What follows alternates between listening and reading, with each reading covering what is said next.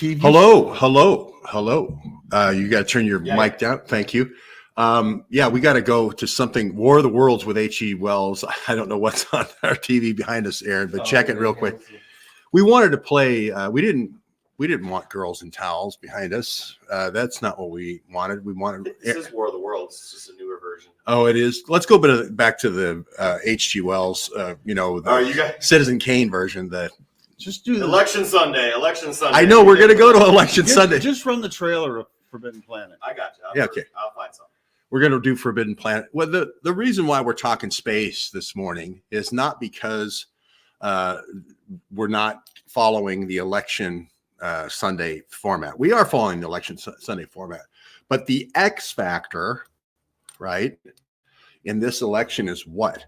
The X factor in this election is Elon Musk. No question about it. The X factor is Elon Musk. So if you're not Elon Musk, and no one is, I don't know why that is, that's sort of state sponsorship. That's sort of DARPA. And that's the thing that's tipping the balance here in the late goings.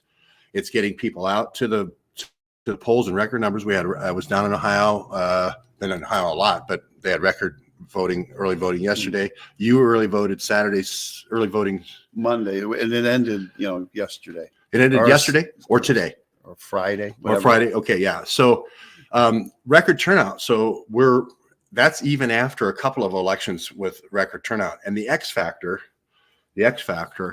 is Elon Musk. And so we wanted to take a deep dive into the technologies of Elon Musk.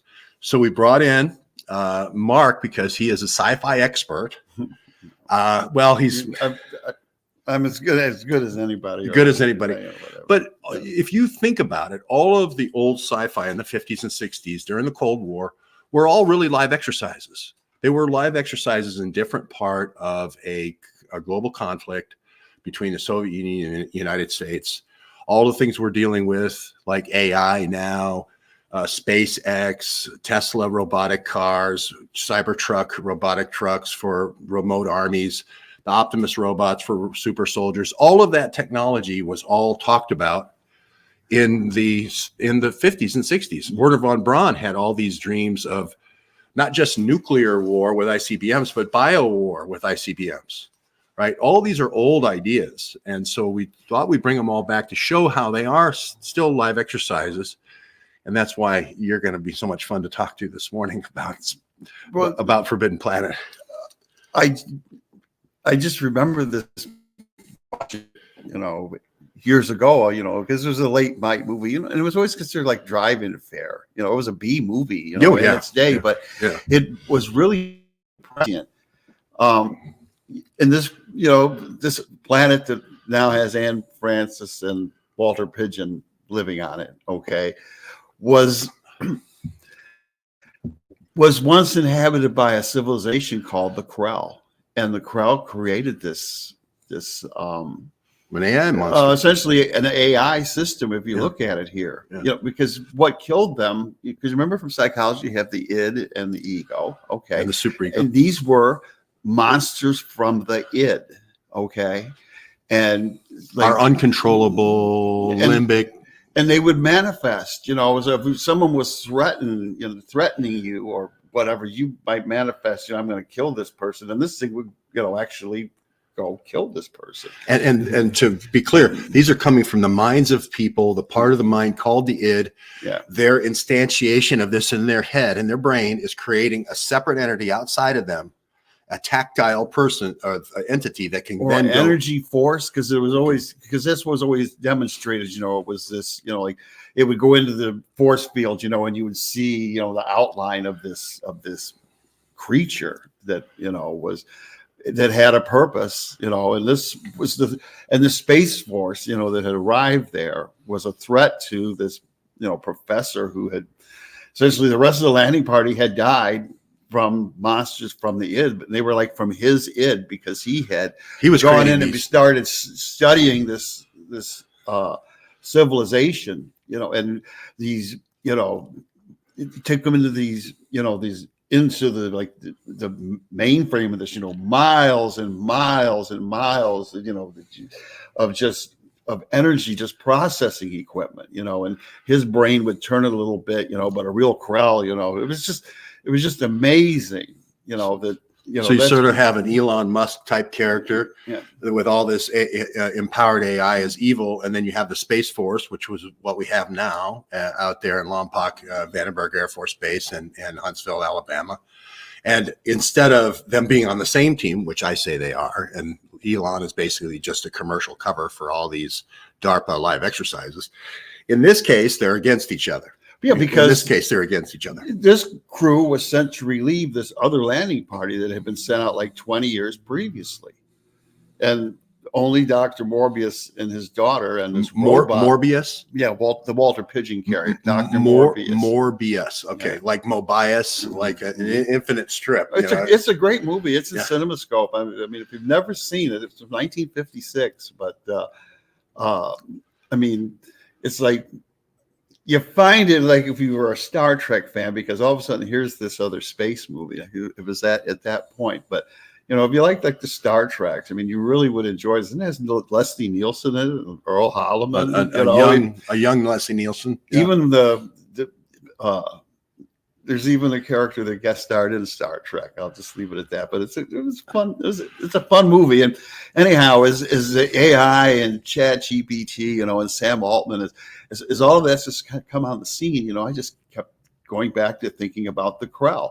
Another one is Well, before we move on, I just want to say I wrote a Substack this morning, georgewebb.substack.com.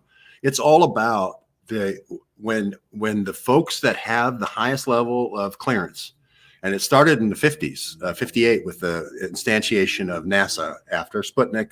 57, 58, Eisenhower creates NASA. They create a layer of secrecy that no one else in the armed forces can get to. They create a Kármán line, which is, we know from me finding the BlackBerry in Washington, D.C., it's 327,360 feet up. Everything above that is sort of 400,000 feet is where you start getting into the reentry of vehicles, and you're needing a heat shield, and you need DARPA type technologies with heat shields and so forth. And you need American glass research glass, the thick glass that the American glass research for the space shuttle, all the space shuttle technologies you need at that height. So this leads into what I'm saying here with the idea of Space Force, the idea of Elon Musk, all these technologies. And these folks is my metadata to watch in any election. Wherever those folks, the folks who have the above top secret clearance, literally, the people who have that clearance, wherever they put their chips is who's going to win the election. That's my fundamental theory. Is I don't really watch a lot of people with a lot of, you know, they produce one poll says Harris is ahead here and Trump's ahead here. But wherever deep state and deep space puts their chips a couple of months before the election, that's probably who's going to win. And look at the money that Elon's put into this. So now let's move on to the next live exercise, or the next sci-fi. Did I interrupt you too much? Or no? I was, you know, I was just thinking another episode from the Star Trek series, the one with Dr. Corby, who was Nurse Chapel's like love interest in the past. Dr. Corby. Yeah, and people are going to want to be doing searches at home with their Oculus or their Apple Vision, you know, so we have to say these names so they can bring them up, create AI videos for themselves. But here's another episode, you know, that kind of deals with this too. You know, this Dr. Corby is in this you know, down in this, they went to the landing party into this ice world. Okay. And then they had to go down into the interior of the planet, okay, to reach this guy. And then the guy that played Lurch, that Ted Cassidy, he plays this character in this guy called Rock, and he's all dressed up, and he's like an android type creature from the previous civilization that had died. Okay. And here's, you know, Dr. Corby, you know, meeting Nurse Chapel. Well, this isn't the real Dr. Corby. This is some, you know, facsimile of him that had been created. Okay.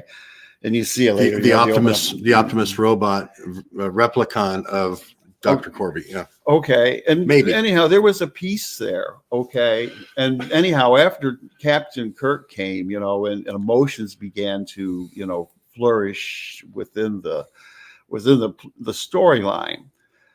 This Rock had just forgotten, like, you know, what had happened to this, you know, what happened, you know, in the like before time. and the humans began to realize that these robot type creatures, were taking on a mind of their own, and they began to shut them off. Okay, because they were a threat, and the robots, took on a self-preservation.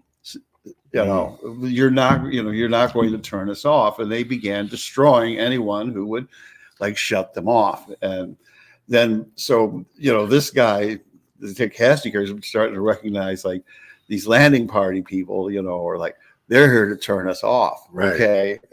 And so anyhow, they have to maybe convert Kirk into one of these characters, to be one of them. So let me press pause there for 1 second and just say this is, again, I covered this in my Substack this morning, georgewebb.substack.com.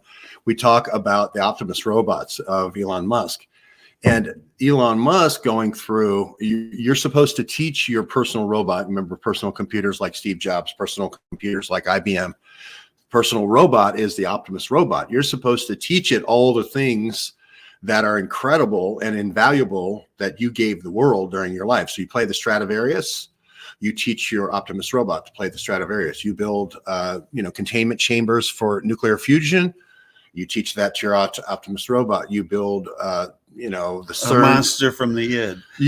Yeah, super accelerator for CERN. You teach your Optimus robot, and then the catch is one day you wake up and you're driving your Tesla and the doors lock, and then it drives to a FEMA camp, and then the Optimus robot takes over for you, and it plays the Stradivarius still at the concert hall, and it keeps doing the containment, Tomax for the nuclear. Everything goes along just fine. There's no disruption.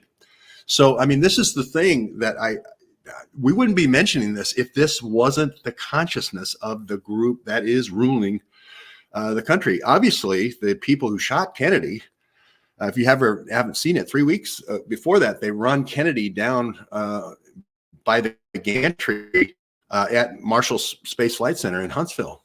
Same height, 60 feet high of the Texas School Book Depository, same angle, same open Lincoln Continental.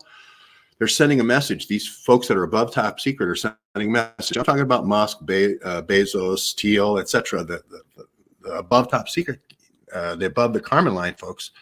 They're the ones who weigh in, right, on who they want to win, right? That's my metadata here, and that's all these robot versus man type struggles are all live exercises, right? They're all live exercises that are acted out first in art, and then later put into math and science and reality with these robots. So continue with the. Well, I'm just with back to this stuff that what I'm talking about. I mean, so we're almost 70 years ago. Yeah, 70 years ago. Planet, and almost 60 years ago on a Star Trek episode. But they were telling us then. And to live long enough to see so much, because that's not the only. I mean, so many of those episodes of so much of the science fiction that you watch is like they were telling us, or they saw it and decided that they inspired to create it. But right. But I think these came right out of the Nazi files, right out of the paperclip files. As far as Wernher von Braun's mission to Mars. Elon Musk talks about it. That's one of his guiding lights. Forbidden Planet predates Sputnik. I mean, we hadn't even gone to space. Well, Forbidden Planet doesn't predate Wernher von Braun with V2 and V3 and V4, right? But but they're getting you ready for space. Okay, maybe that and then now you can sell Sputnik on on the people, because this is like young people have seen this movie. It's like, oh yes, space. Yeah. It's just, my father could never rationalize me watching Star Trek. It's just like couldn't understand how I could sit and watch this, because he couldn't really follow the whole technical part of it. Really it's the same plot line as a Western. They've just instead of cowboys and Indians, you got Federation and Klingons, and you're shooting with phasers rather than with six guns. But he could a lot of Star Trek episodes were based on Gunsmoke episodes, right? Well, but I think the technology that gets thrown in is the thing to focus on, and I talk about this because When they launched NASA in 1958, they also launched the National Science Foundation. And the National Science Foundation was responsible for the national science fairs. You remember growing up with science fairs? We did science fairs. They were focusing in on math and science education because we had to beat the Russians. See, we grew up during this, so this is easy for us to remember. We had to beat the Russians. We had to look missile command. Here come the incoming missiles. This was the first video game, right? The first really successful video game with the trackball out of, Stanford Research, Engelbart's trackball and so forth. It was so easy with an easy user interface. There was no instructions to play missile command. You saw the missiles coming in. You moved the trackball to put the anti-ballistic missiles in to knock out the missiles coming in, and that's the name of the game, right? If you look at the same thing, that fast forward to Winburn, and fast forward to Bob Malone and Nick Jacobs, all there at Winburn, all there at the the cancer lab there, underground cancer lab. They're using the same mathematical missile command software to analyze breast cancer tumors. Right. So none of this has gone away. This tells you who is actually in charge and who's making the decision about who's going to win. And that's why I find all these movies and so forth kind of fascinating because they kind of foretell the future. It's a way of looking into the future because it's the people who are in control and it's their ideas, their dreams, their plans, their live exercises. If you watch their live exercises, you can predict the future. So Star Trek, to me, Roddenberry, they sat down. Peter Duke knows the whole Roddenberry story and knew Roddenberry. They sit down and say, "Here's all the Werner von Braun's space dreams." I can't remember who the cartoonist was, the German Nazi cartoonist that drew up all the space dreams of von Braun. But all your creative is pretty much done. All you have to do is, like you said, Marcus, put together some kind of Western where somebody rides into town. Somebody says, there ain't enough room for both of us here in this town. The other people coming in say, is that so? And you have a shootout at high noon and somebody gets shot and somebody wins and gets the girl. That's kind of every Star Trek episode was sort of like that, only they threw in the technology, the communicator, right? The ability to, the transporter, the tricorder for the medical. It's this funny. I remember reading this in a book years ago. When they did an episode in the first season, and it was, I guess, the first episode that they aired, it had this monster that craved salt. Okay, and it would kill you by taking all the salt out of your body, just by touching you. But anyhow, there was a scene, where the monster that could manifest itself as any human form that it needed, had gotten itself onto the ship. And there was this one scene where Mr. Sulo's carrying a tray of food to from the commissary to some point. And so he had a salt shaker on his tray. And this monster, suddenly had to have this salt. Well, the scene went, when they're doing it, says, well, what does a salt shaker look like, in the 23rd century? So the prop department went out and bought all of these elaborate salt and pepper shakers to do this scene. And then when they went to do the scene, they realized that the public wouldn't get the joke because they wouldn't know it was a salt shaker. So they went down to the commissary and just got a regular salt shaker, put that on the tray and shot the scene. Well, all of these salt and pepper shakers became Dr. McCoy's medical devices. That's great. That's awesome. Yeah, like the tricorder and all these other things that holographically could see through you and MR. All that stuff, right, became and is a part of AI in medicine now. All that stuff that you're talking about with the ability to, live, with fluoroscopes and MRIs and that thing that he would use. Well, your phone does that now. Yeah. And they want thin dissolvable needles. Bill Gates had that dissolvable needle patch, and a lot of the fentanyl patches have the same idea where you can put a biomarker in the fentanyl patches. No wonder they want to fentanyl overdose all of our kids, right? Even if they don't kill the kids, you've got the mark of the beast right there. Now, some people say the mark of the beast has to be on the forehead, but why not put it in the fentanyl patch? And now you're biomarking everybody. Now you have enough biomass and enough biomaterial that if you do walk by a sensor, like a street lamp or whatever. Well, when in that symbiology there is that when you take it on the forehead, that's when you've let it into your brain. When it is your thinking now, and you're no longer a free will creature. You now take direction from the external source. And that's Elon's Neuralink. It's not there yet. It's people with epilepsy or cerebral palsy or whatever, some kind of PONS, in the brain, motor center, delivery of the electrical signals to the right motor joints may be the first thing, because that's shared evolutionarily with a lot of mammals. That monkeys, he's put it in monkeys. He's put it in, I think, cows. I can't remember. I wish Aaron will be back. He's running around between all the African princes and princesses today with all the different birthday parties. But I think they put it in to all the farm animals. And this is right out of Animal Farm. Hey, if we could make the animal eat at certain times and eat more before slaughter, not eat too much that they're a problem to maintain, and figure out what the best time to make them want to eat is, we can control the population. And then it's a simple step to just step it up to humans, right? And again, once they teach their robots, we can have them go to the slaughter pen, right? Or whatever, if their time is up. If we've just determined that this is slaughter time, we'll send them to the slaughter pen. So did you watch any of the other ones, like any of the other sci-fi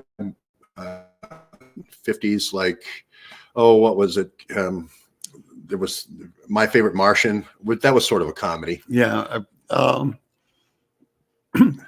There was a lot of them. There was a lot of them on television when we were growing up. The Outer Limits. The Outer Limits. And the Twilight Zone. Twilight Zone. Dealt with dystopian futures kind of thing. Yeah. Weird conflict with advanced technology, races, civilizations, technology, etc. Well, of course, you go way back to Frankenstein, and that's your, that's the creating of the golem, like creating life. We'll try and mimic creating Adam. We'll create this. We'll create our own creature, right? Our own man.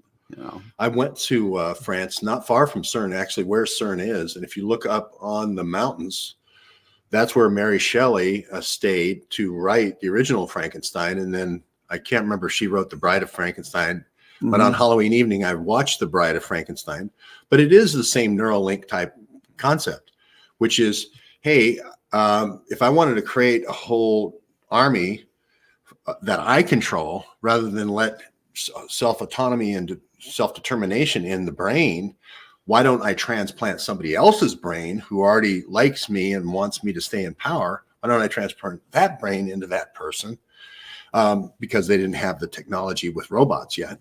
Because there's not an understanding of conscious self, which is not like, it's not in the brain. It just might manifest in the brain. But conscious self is like electricity. It's just, it's just there, right? Just needing, a vessel to manifest itself in a way. That's it's like, it's not, it's not here. It's, we're just like a radio receiver, but without this, signal coming in. And that's the conscious self, right?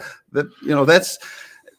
Well, my point is that in Shelley's time, they understood that consciousness was sourced in the brain. It wasn't in the, people had lived without legs, amputees, or without arms. Well, those that would say that the center of consciousness is in the solar plexus.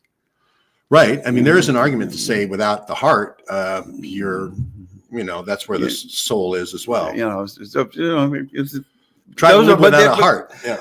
But we're metaphysics and alchemy kind of stuff. We lived through all this. I lived through the artificial heart. I lived through the Jarvik heart. I went down to South Africa where the Debeke heart was, or Christian Barnard, excuse me. We've gone through all of the. There's Trump. Trump's in Salem, Virginia today. Is Virginia switching gears? Is Virginia going to be a swing state? I think so. They got a victory. Youngkin got a victory on the illegal voters. That's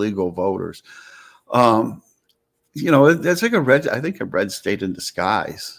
But it's gone blue the last, I can't remember the Clinton guy who was with the green car. He was the kind of the money bundler for the Clintons. That was well, Washington's gotten so big. Okay, the suburbs are going to grow too. So I just, that's, I guess, where it will be decided. It's going to be with CIA agents.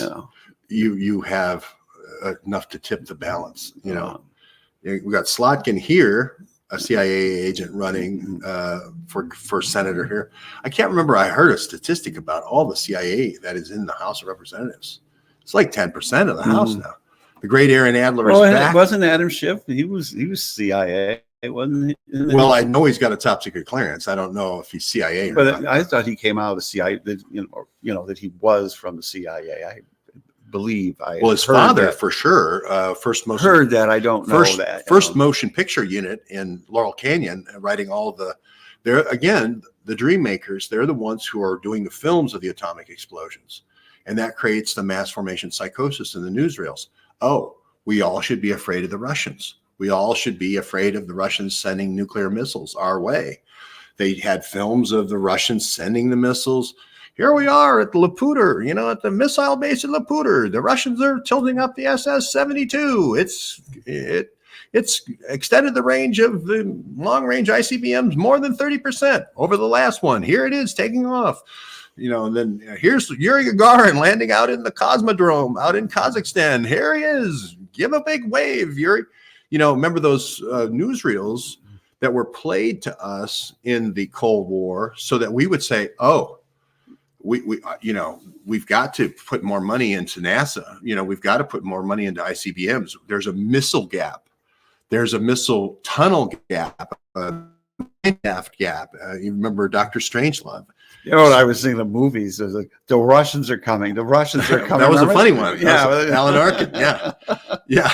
And then the movie, that's kind of an anti-war movie because when the Russians do come and wash up in their submarine, they find out everybody really kind of likes each other. We kind of are all in the same boat. We're similar in many ways, genetically and everything else, We have a common sense of community, and the one John Philip Law, if you remember, falls in love with Eva Marie Saint. And who can forget? And I'll recreate it here in front of us all. When I don't think it was Eva Marie Saint. My dad acted with Eva Marie Saint at the Cleveland Front Row Theater, but the daughter, beautiful blonde daughter, and she kissed John Philip Law, and John Philip Law's reaction was like this: "You kissed me. You kissed me. This means same thing as in Soviet Union?" And she was like, yeah, it does. So it was out of that beautiful love story of "You kissed me," right, that we learned we could love the Russians, and the Russians are coming, right? That was a great movie. And that's where we're at right now. I mean, look at Russia, Russia. It's just the Russians. It's always the Russians. As long as there's neocons, there'll be a Russian threat. You remember Failsafe? You remember? Oh, yeah. With Henry Fonda? Yeah, Henry Fonda. That was a great movie. I'm 7 Days in May was the 7 Days in May. Yep. That's where the generals tried to take over. We're going to do all these, by the way. We're going to have clips. When we have the great Aaron Adler on clips, we'll be bringing up all of these things on video. Matter of fact, I think maybe we'll record this, play it back later while somebody's doing clips, because all these deserve clip after clip after clip, So, and there's the great Aaron Adler, and he's with the African Prince right now. What did we tell the African We're prince? gonna do graphics here. Just keep talking. What did we the tell Russians moving? The Russians are the Russians are coming, and then fail safe. We got a whole bunch of them. We'll have all of them here in a minute. But Trump slaughter pen. we'll get back to the Trump slaughter pen. Elon Musk is the key metadata. He's the X factor. I'll do this again and again and again to say that shows you the people above top secret, the people above 327,360 feet, those people with top secret clearance are not voting with Harris. Well, maybe They're voting with Trump. And it could, they're businessmen. They want to have customers. And the alternative is, you have the government for a customer. And oh, there's the atmospheric layers. There we go. Karman line's in there. The Karman line is in there. Why is the Karman line, von Karman, again, it's in my books, but for the first fundamental premise of my piece this morning out there on Substack is you have to look at the pandemic and Elon Musk technology as one. Okay. You have to look at it as one. The ability to send rockets with nuclear warheads in nuclear warfare anywhere in the world in the 1950s is naturally followed up on by the same Nazi dreams from the same Nazi guy, which is Werner von Braun, which is to send bioweapons and bioagents anywhere in the world. That the problem because bioagents, if you think about it, are a lot more deployable. You can vary the strength of bioagents where you cannot do that with nuclear weapons. They tried to get down to the sub-kiloton level. You have all these radiation, it befouls the area. They tried to go with neutron weapons. Sam Cohen at the Rand Corporation tried to come up with the neutron bomb. It still leaves way too much radiation. So they had to make the fundamental switch to bioagents. The reason South Africa, one of the reasons was Elon Musk's South Africa is they can hit this from Lompoc. I went to the launches in Vandenberg Air Force Base in Lompoc. I went to McGregor, Texas, where Elon had a launch facility. I can't count how many launches I covered at Cape Canaveral. From any of those three positions, they can launch a rocket and it can deploy a satellite. The satellite can either do communications or it can deploy bioagents, right? We talked about the CubeSats with Imran Awan and so forth. So I can simulate anywhere in the world. I can simulate a pandemic. I can get the United Nations to then Article 5 to do an invasion, basically, of that country. So this is a plan that we experienced in the pandemic, the second half of that plan, right? I don't think that was a deployment of the bioagents through any kind of aerosol in the sky or chemtrails. I think it was a simulation. But we experienced what would happen. What does a lockdown look like? This is all written up in my books, Under Lockdown and Somewhere Under the Rainbow. The rainbow was the arc of the missile, right? So that's all in. Why don't we play a little bit of Falcon? It's going. It's just We got no audio. No audio in the background. Launching off of Lompoc. But if you go to my Substack, you'll see where I go to all these places and I say the same thing.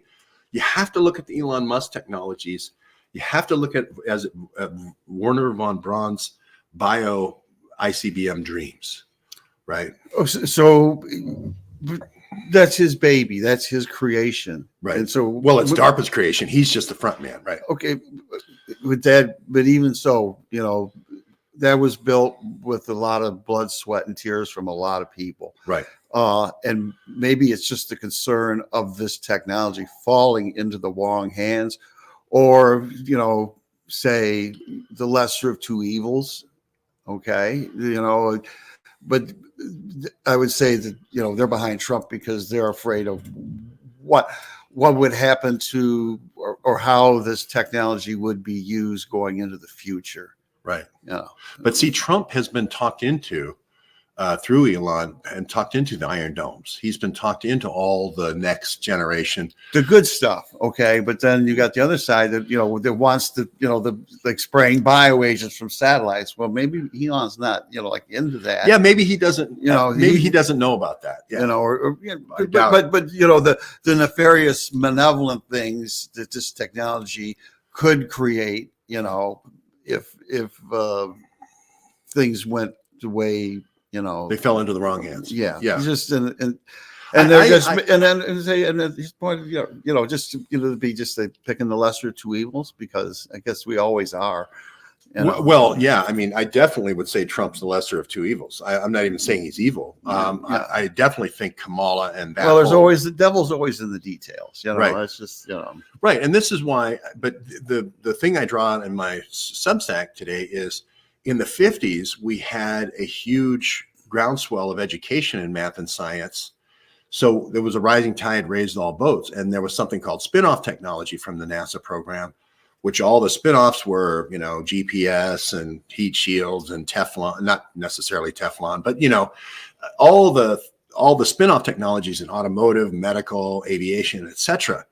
So you had it made all of us when we were kids, it made us all smart and got us all high-paying jobs in high tech and whatnot.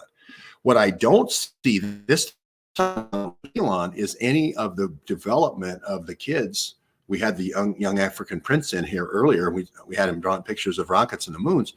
We don't see the education in math and science. That's why I'm here in Neighborhood News School, is because we want to see that development. We want to be one of 10,000 schools doing that development after school, rather than going to see the ABC after school special. How about the ABC after school future? And so that's where I say is if Elon does come in, I want to make sure that there's something outside of the Department of Education, outside of the woke elites, that's educating our kids so that we're not leaving the kids behind in science and math. That's my big, because this isn't like the one before where they did science fairs and they were trying to develop us all, from the ground up, the masses. This isn't like that before. This is very in an elitism, a technical elitism all of its own right now with Elon. And that's there I am, back to the moon. We're going back to the moon 50 years later. That's in Houston at Johnson Controls. So I think all of these science fiction movies are a great lead-in to educating kids. Boy, Todd's doing a business today, isn't he? Todd's guns. He's got a class, concealed class today. Yeah. He's but I just think with all the uncertainty with the election, there's been a lot of gun traffic today, man. They're walking by our place going, "Hey, we're not trusting the First Amendment. We're going to number 2." There's Andy and I at Kennedy Space Center.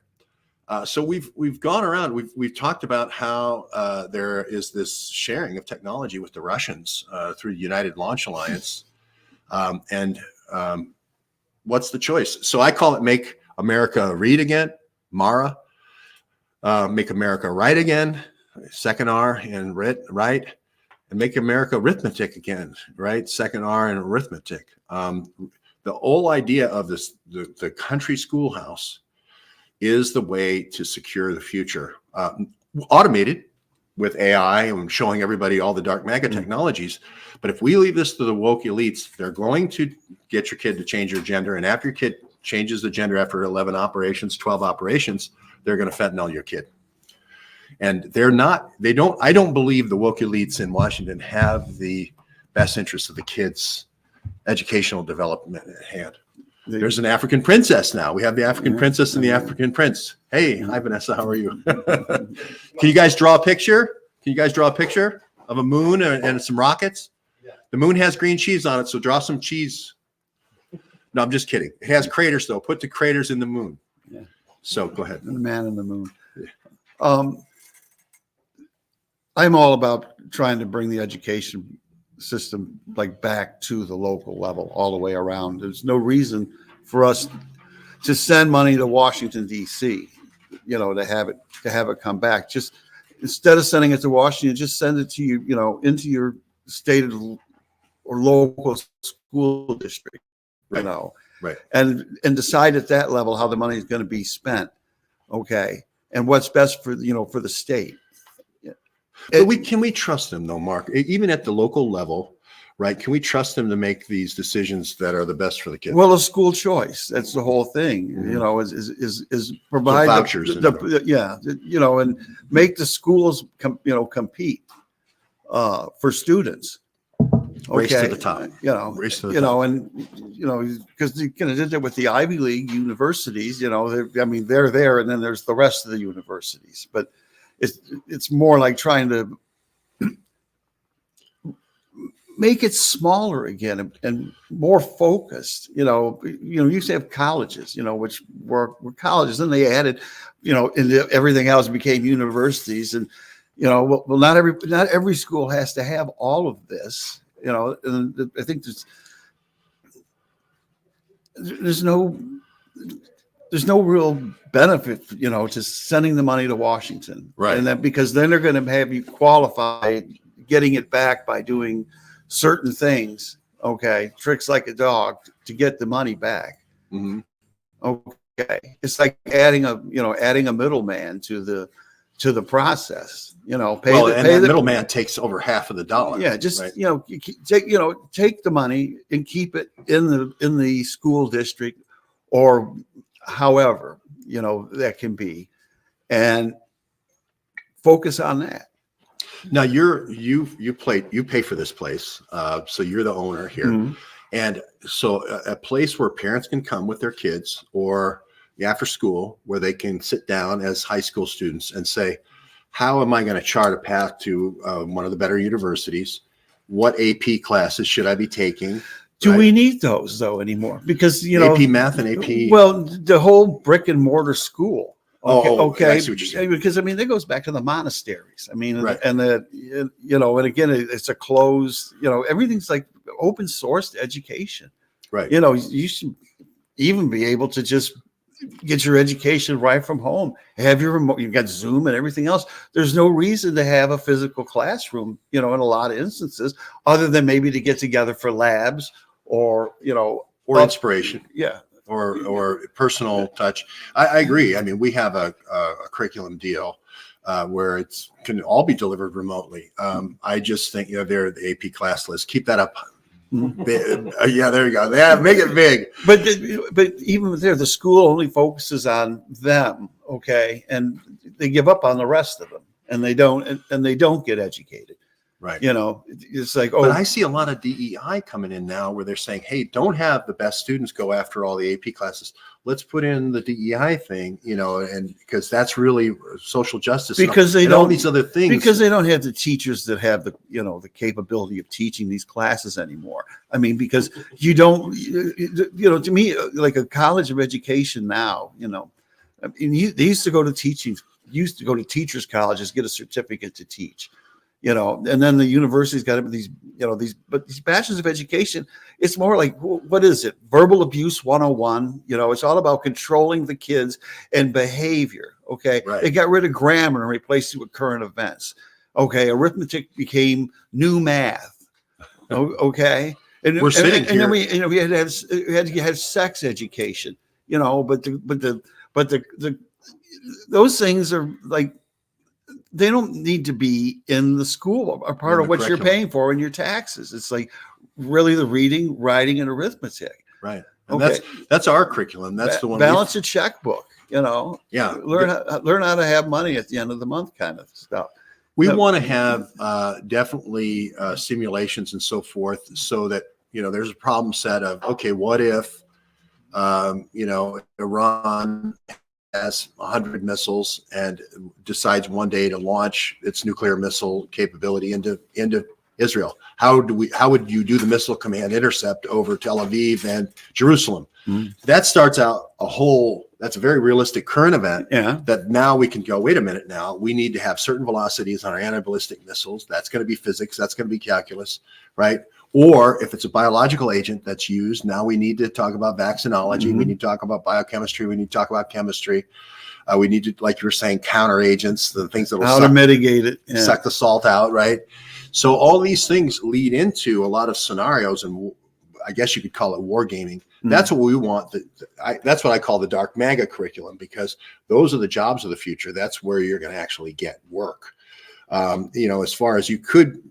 I mean, we could have menial jobs and so forth, but if we want to compete with China, and that's where China's going, we have to, keep developing these kids in this way. So I know, Trump, I know a lot of this hasn't been worked out because of all the campaigning.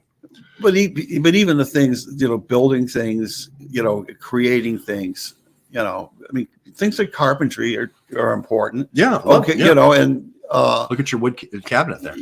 And but having the flexibility to be able to just to have your garage, blacksmithing, I mean that's kind of a like an old kind of a technology, but I mean that stuff still needs to be done too for and we got to know how to build ships, right, and we I mean, so there has to be, the educational system has to be structured, to find a hole for everybody to get in.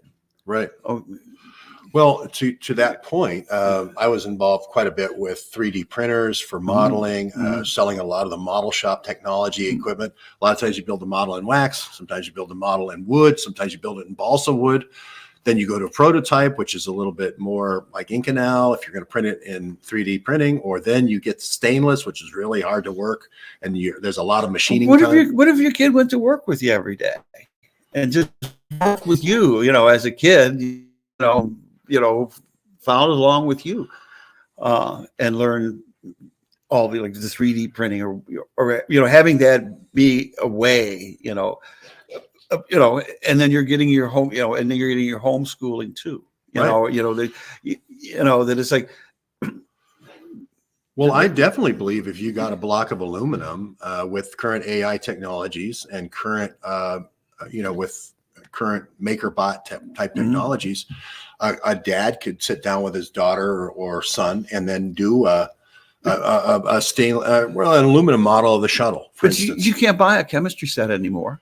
I mean, they aren't around. We had Timothy McVeigh. They don't want the deplorables to have chemistry knowledge. My brother, I remember him. Just get the bottles, all these different. We were just having fun with it. I had all burning magnesium. That's erector sets. It's like for construction. Sure. Yeah, it's like Legos. All of that. It's been taken away. It's all been pushed to a virtual world of Oculus and wargaming, Snow Crash. We want you living in a container, but we want you to have the Apple Vision or whatever the Meta. I can't remember what the Meta. Microscope. No, you can't look at. There it is. Atomic Energy Lab. They're showing all these great old things. No, this was, and you remember Donald Barr, Bill Barr's dad, wrote a lot of these things. Wrote a lot of these comic books. Yeah, for the science magazines and so forth, for the National Science Foundation. So we're trying to bring back, I think, the best of Bill Barr, that half of him, the part where he wanted to create remote, colonies with nubile young women, is the part we don't want to recreate. Kenner girder and panel building sets. Remember building your skyscrapers with those, the plastic. Make these big, Aaron. Don't Mark and I. There we go. Yeah, Chemcraft. There you go. Remember all those? There was hundreds of these. We got every one. My dad got me every one of these. Yeah, and you learned as much there as in school. Crystal radio sets. Build your own little radio. Did that. Heath kits. Build your own color TV. My brother built 50 Heath kit radios. 100. Yeah. So and television set, build a cardboard television set when I was a little kid and so forth. Yeah. This is like when we talk about this, people think it's people from the future. No, it's people from the 60s that did all this stuff. Yeah.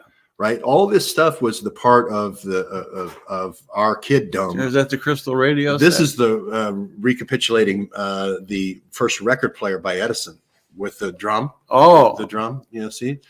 Philo Farnsworth was from Fort Wayne, Indiana, where the vacuum tube or the cathode ray tube was invented, and it had a pretty good run until these things came out.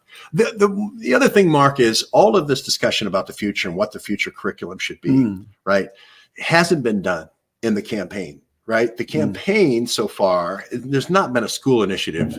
What the campaign has been is the border, lower taxes, increase the tariffs. Well, we're not talking about busing anymore. That stopped. Remember busing? That was the problem with education back in the busing. We have to bus the kids to the other school. The last couple of days, I'm glad early voting is so many people have early voted, because once you vote, you can kind of just turn off the sound when all the negative ads come on. It's really what I see is a shift from the presidential to the senators trying to detach themselves away from Harris.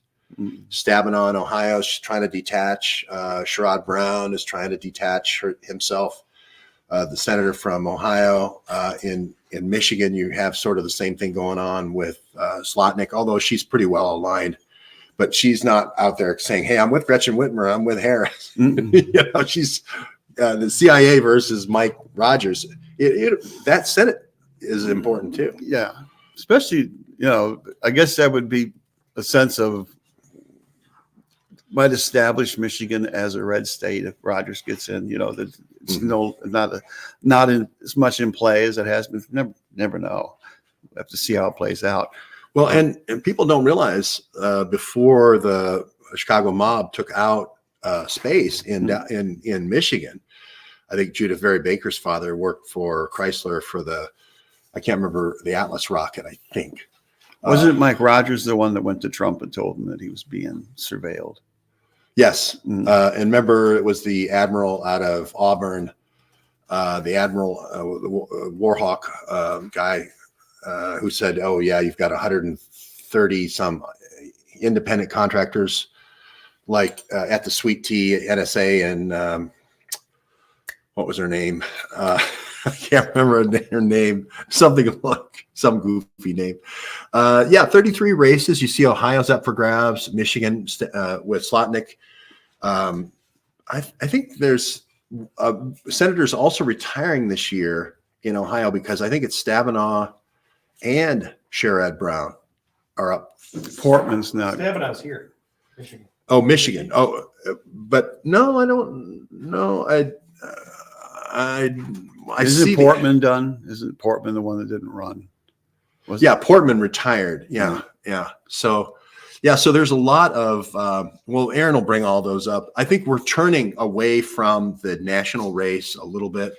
Senator Stabenow secures the permanent. Michigan. Yeah, Michigan. Excuse me, Michigan. Yeah. I'm all the same. I'm in Ohio every night.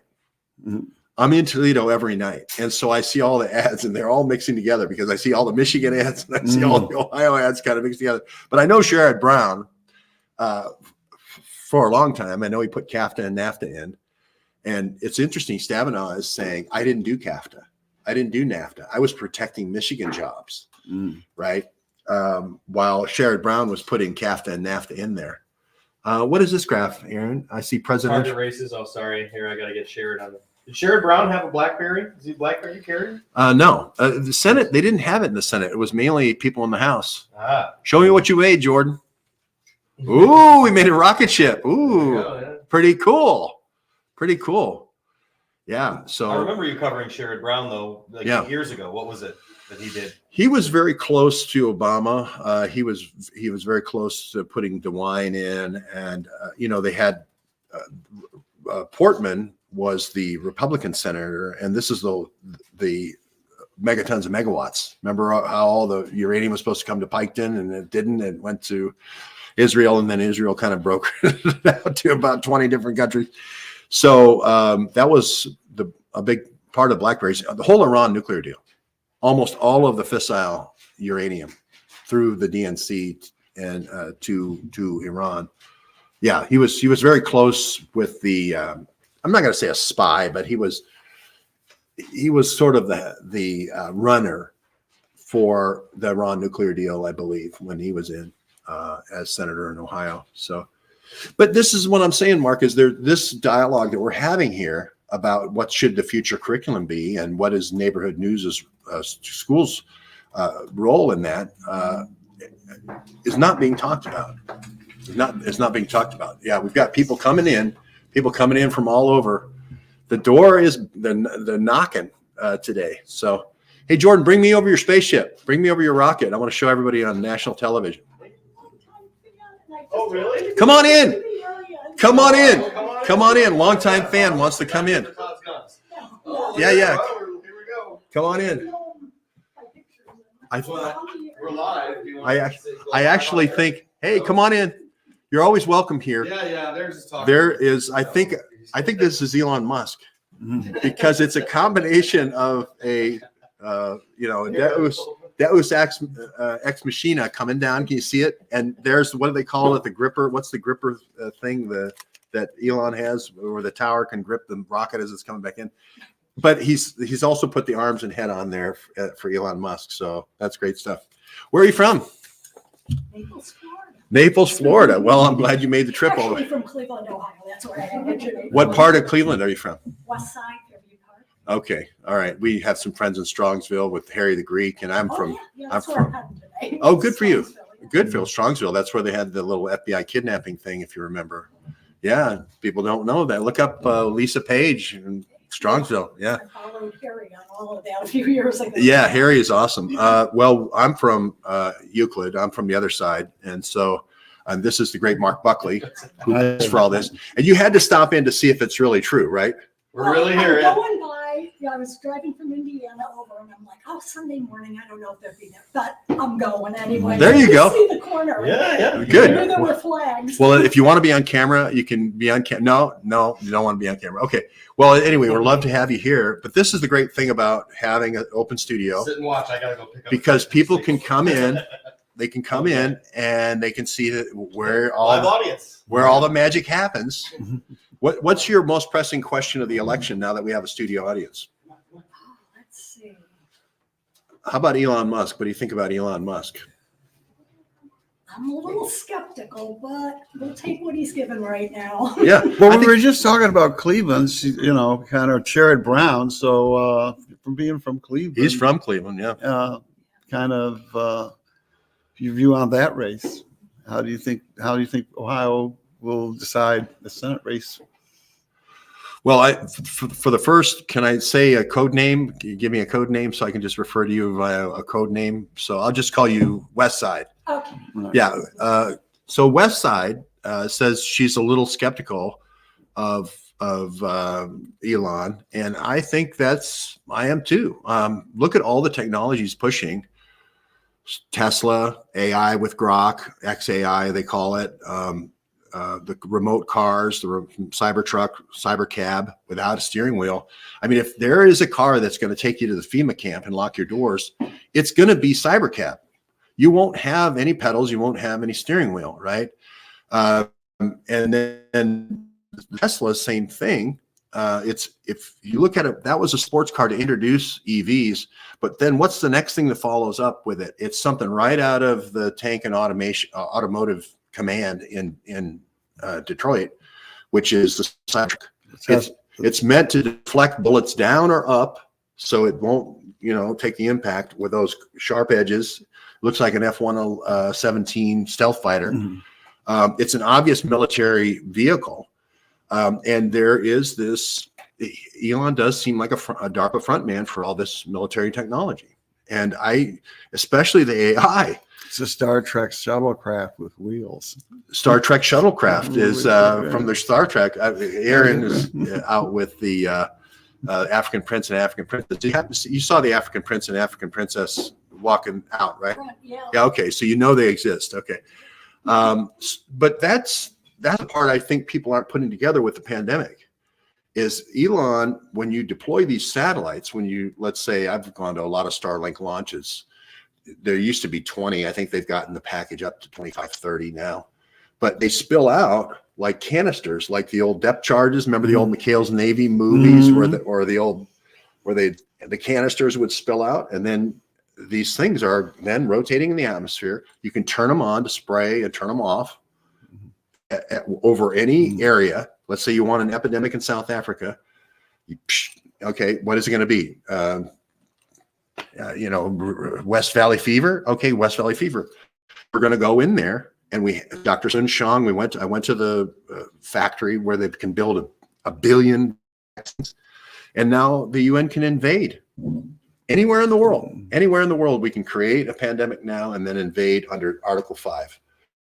So I just think that you have to hold Elon's feet to the fire and say, hey, you can't leave the kids out of this. You can't leave the American youth out of this. And you have to educate these kids in science and math. Kids? No kids? Okay, all right. What do you feel like about science and math education? I like what your concept here is. Yeah. Because we're really on the decline in the States on education of our kids. Yeah, there's another voice from the street.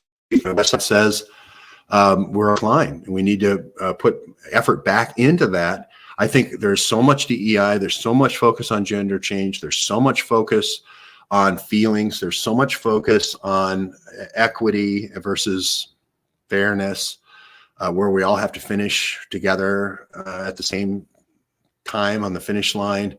So much time for behavioral issues, like you mentioned. When is there time for math and science? When is there time for reading, writing, and arithmetic? Right. So we wanted, Mark built a clubhouse here so that we can have time. You saw the African prince and African princess doing the rockets. What's your comment on the Ohio Senate race, or anything you want to throw in on that view? Oh, more science fiction is what we need. Forbidden Planet. Well, the Krell. How do we defeat the Krell? If we could answer that, we're gonna be. Well, we could end up like the Krell. Is all. And maybe that's what Elon's looking at. If, we go the wrong way with some of this stuff. Have you seen this Optimus robot where you're supposed to train it on the things that you're the best at? Your best, most invaluable. Well, they had Robbie the robot in the movie there. Robbie the robot in which movie? In Forbidden Planet. In Forbidden Planet? Yeah. And does he learn the skills, the exceptional skills of his master? Yeah. He learns Robbie the robot learns the exceptional. Makes food for them, synthetic fruit and everything else. But it was like, that's right out of an Optimus commercial. Yeah. Mm-hmm. I think Forbidden Planet's going to be the new required reading or viewing, right? We should be firing that up. When you think about AI, I think definitely that, that movie, the movie, dealt with an artificial intelligence that was created by a civilization, and then it was destroyed by the artificial intelligence. Yeah. So that's very much, and these. You mentioned the tunnels and the energy systems and all that. If you look at AI right now, Meta, Google, Amazon, XAI with Twitter or with Elon, Google, they're all building out gigantic data centers, and they're talking about powering them with their own small modular nuclear reactors. So it's sort of like the people who had the top secret clearances of the 50s and 60s are saying, oh, we've taken that huge reactor technology, we've sized it down so we can make it modular, but we're not giving it out for everybody else for backup power. We're going to use it to power our mega packs. What is Elon's battery called? The mega pack. Well, in the 1950s, they were dealing with vacuum tubes, and that would heat our house. We could heat our house with vacuum tubes when I grew up. And then the transistor came along, and now it's got, before, a radio was a substantial sized product. Right. So I'm saying though that is it AI for us or AI for them? And it's for who's alive to enjoy it. Right. Kind of. So I'm just. You got to want to survive them, so you have to. I know we're in the middle, and Aaron's killing me today. He says, election, don't just talk about Trump, and I'm like, well, we have to talk about what happens after Trump, because I think they're throwing in on the side of Trump. I think Trump wins Michigan. I think he wins Ohio. I think he might even win Pennsylvania. And if he wins those three, it's over, right? I mean, and I go by the metadata of where the campaign is sending these people. They don't go and just do rallies for their health. If you're going to Virginia, Salem, Virginia, which is not far, and it's kind of the cigarette belt of Virginia, that's the farmer, tobacco farmer. That means he thinks it's in play. They think Virginia is in play, which it wasn't the last time. Obama won Virginia twice. I think Hillary won Virginia. I think was McAuliffe governor at that time? That's McAuliffe was the guy I was trying to think about. Mr. Dirty Tricks with the green energy scandal with the green car. Remember that? McAuliffe, and he was the fixer for the Clintons for years. And I'm thinking that he was the fix in 2020. Right. He put in the fix for 2020 for Biden. That's the other thing is a lot of people voted for Biden because I identified with the working man concept, even though it might have been a fake, projection. There's going to be, if there's a civil war, it's going to be in the Democratic Party. you know, something. I mean, I think that's Bobby Kennedy, you know, in his position there, you know, is kind of showing, you know, those that are saying, you know, the Democratic Party left me. But I think there are those that have, you know, it's like we can't win, you know, on this, you know, agenda, Right. on this platform. We have to, you know, rediscover our Get away from the communist Yeah. influences Yeah. and get back to like Kennedy Democrat type. Right. Yeah. Because I think RFK still is sort of a Kennedy Democrat. Yeah. It's just that it's moved so far left that he looks conservative now, but he just kind of has stayed where he was, you know, clean water and good health, all these things. Well, you could have a debate once, you know, we don't have debate anymore. It's Right. just, You're shouted down. Yeah. Right. And Tulsi Gabbard, same thing.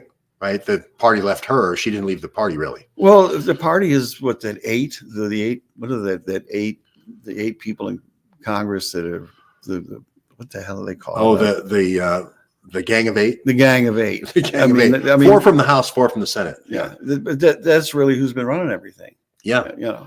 And then they don't tell anybody about what they're doing, right? And then it happens, and then they found out afterward. That's the other part of the Gang of Eight, where they work all these secure access programs, and you only find out about it afterwards. So that's something else I'd like to see Trump do is release a lot of these documents, the JFK documents for sure, the JFK Jr. documents for sure, the RFK documents for sure. I mean, let's just get all the old stuff. He mentioned, somebody asked him, and he did comment, you know, that he's released most of it. There's like, I guess not as much. It's not as much there as people think. Well, then why hold it? So there are still a few people that are alive, I guess. And I guess he mentioned Pompeo was one of those that he wasn't even alive during the Kennedy assassination. You know, but he was one, I guess, that was the name he mentioned that encouraged him not to do it. Yeah, but he's protecting somebody else. He's protecting Dick Cheney. You know, he's protecting you know, Wolfowitz. But that's going to be like, if he gets, it'll be one of the first things he's going to do is release all of that. Because you've talked to me a lot about RFK Jr. being the potential Attorney General. I've heard, you know, calls for that, and there could be an interesting play. Yeah. I mean, maybe we should just watch sci-fi movies until the election, so that we can learn all the live exercises that are coming our way. Attorney General is a very powerful position. Look at Merrick Garland. Yeah, Merrick Garland's the one who pulls the snipers off the roof to let Trump go unguarded in Butler. Right, told to me by Tony Guy, the sheriff. He says, "I doesn't report to me; it reports to Merrick Garland." So yes, Merrick Garland's the one who made the decision about the raid where they said authorize lethal force if anybody gets in your way at the Mar-a-Lago raid. All of these cases that you know, the election case in Georgia, or all these things have been sponsored and co-authored and co-signed by Merrick Garland.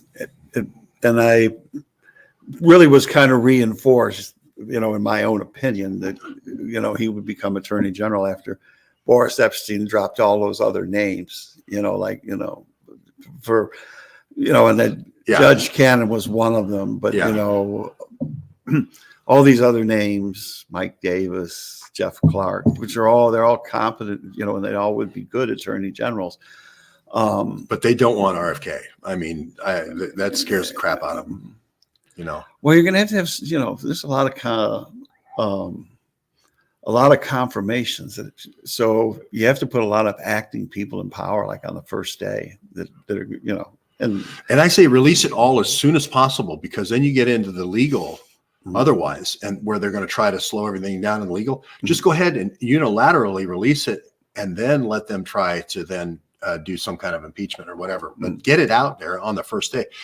It's sort of like 50 executive orders on the first day, and he was asleep during the second 50, or you know what I mean? He was just signing as soon as they did the inauguration. He went right over the White House and he just signed 50 executive orders. That's how it has to be with the declassifications, I think. Just sign everything, get it all out. And as somebody that's acting in the position, okay, so they're not going to be confirmed. They could just get the job done. And if they'll confirm, well, then you put the person in it, but the job's already been done. Right. You can blame the pro tem. You can blame the pro tem. Fire all the U.S. attorneys or whatever, you know. And it's like, Clinton fired all the U.S. attorneys. I don't know what's wrong with it. So did Reagan, I think, fired all the U.S. attorneys. If Trump fires all the U.S. attorneys and then has a pro tem person release all that stuff, I think it's a National Archives thing, but they want the control. They definitely want the control of this.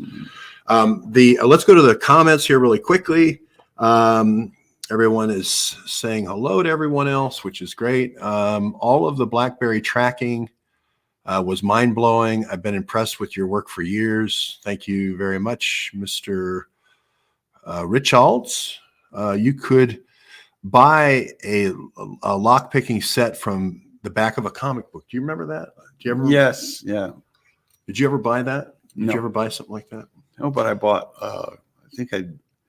seeds and Christmas cards, for sale. They'd be trying to sell. Well, You and I both went door to door a lot. I believe in retail, knocking on the doors. Some Thermops from Canada is saying you must fire all U.S. attorneys on day one. I couldn't agree more. Let's see. We'll go through these and then we'll wrap the show. God bless you, George. Real investigative journalism is alive and well. Thank you very much. All BOCES, BOCES. I don't know what a BOCE is. BOCES. I don't know what that means. Implants are so 20th century, wireless all around for quite a while now. Well, I think, with the Neuralink, I think, what are they on Neuralink 4 now? It's in the monkeys. I mean, they're not waiting with pigs and cattle. They're up to macaques, I think. And they are trying, I think there's trials in humans now for people with epilepsy and other neurodegenerative type disorders. Maybe it's just epilepsy right now. I can't remember. But we'll make the handsome Canadian captain and it'll all sell. I think that's a hit right at Trudeau. I think that's a smack right at Trudeau. Just, handsome beats all other qualities. He's so handsome. I know. I know. It's just like, oh my God, I wish. Oh, well. I love Trump, best president ever. Yeah. So we had a lot of good comments this morning. It's great to have the visitor from the west side of Cleveland. We've had so many visitors from the east side of Cleveland. It's nice to have finally somebody from the west side. West side represents. Did you guys have knife fights on the west side of Cleveland? No. The airport's out there, Hopkins Airport. I remember I flew into Hopkins Airport for the first time as an unaccompanied 9-year-old from Chicago because my parents, I was staying with my sister in downtown Cleveland, downtown Chicago near the 68 riots for the Democratic National Convention. Oh, wow. They were seeing all the riots and I was, they called me and I told them I could hear them and I could see the fires and everything. Cars were overturning and everything. And so the plan was that she was going to drive me to Cleveland.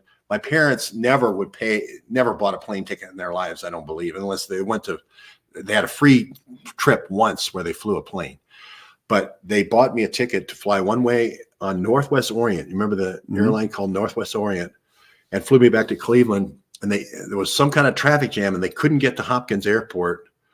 And I was an unaccompanied 9-year-old. And they were so mad at my sister. Why are you taking that kid down amongst all these riots with all these cars, Mayor Daley and all this stuff? But I do remember that very clearly. Hopkins Airport out there, not far from Strongsville, not far from where you live. So, and that's only an hour and a half from here? Yeah. About an hour and a half. Okay, great. It's great to have some Cleveland folks here in the studio. Aaron's not here, but I was going to. I think I had only had an hour planned. So, one of the African princes is back. Is your father? Okay, Aaron. I think we're going to wrap. Okay, good. All right, 1 second here. Yeah. Okay. Keeping track of all the African princes and princesses around here is a full-time job.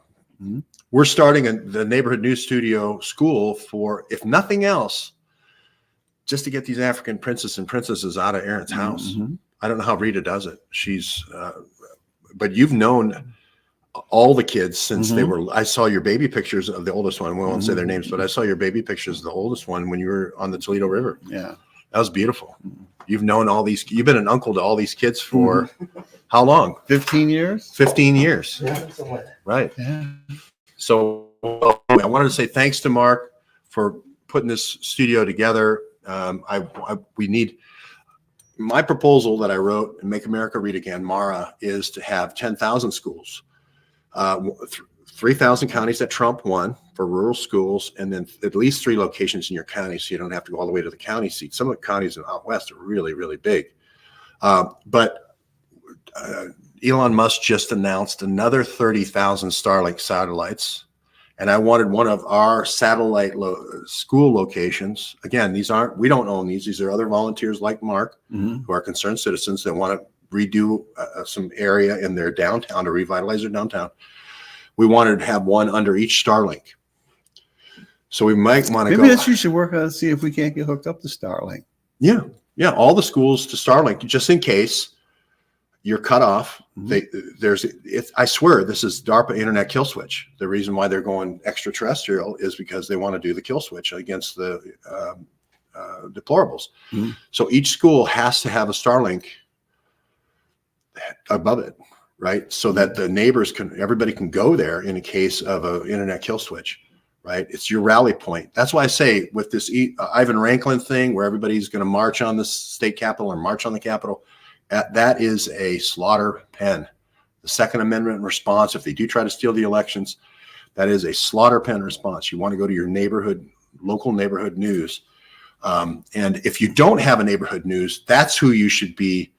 Instead of storming the Capitol, you should be opening a storefront right now for your neighbors to meet at, right? So that you have a place, a rally point to meet at before you do something stupid. Ivan Ranklin wants you to run into the slaughter pen. Not a good idea. You want to play us out with that video? Yep, that's the plan. Closing remarks? I like this visitor a lot better than the Edward G. Robinson visitor, with the gun. I like this kind of visitor a lot better from the West Side. You're welcome anytime, West Side. Thank you for coming. All right, we'll see everybody later today. We'll see everybody later today, and I'll probably do a Twitter a little bit later today. Very good. Okay, hello everybody. Happy Saturday. George Webb here. It's a beautiful day at the news. Our vendor here is with the Trump flags, selling the Trump flags again today. So get out here and buy your Trump flags. It's really great because this is a great corner, and this gentleman's been here and really has helped us launch neighborhood news in a way we couldn't even dream possible. Yes, we had the violent or vandalism, threats of violence. Yes, we've had the Edward G. Robinson guy coming in, but we're not gonna let it knock us down. We're gonna keep showing the pride. And if you want to yell, go yell for your candidate. Go yell for your candidate instead of doing the death threats and all this stuff. Right? Go yell for your candidate, whoever it is. So you can see here, I don't know why we might be getting the Bose speakers and sound system ready. And then our Africa centers been coming together, and neighborhood news gym, the kickboxing right here, the kickboxing classes. So we're going to do it all. So yeah, it's really coming together, the kids area and so forth. So it's really coming together nicely. But that's what I'm saying is, rather than get into the violence and the vandalism and the threats and so forth, go yell for Harris if Harris is your candidate. You don't need to come here and vandalize. We had a little vandalism on the news van. Why? It's so senseless. It'll be over in 5 days. Nobody's touching your Social Security. One way or the other, we're all going to be Americans. Let's just settle down and go out and support your candidate, whoever that candidate is, and vote.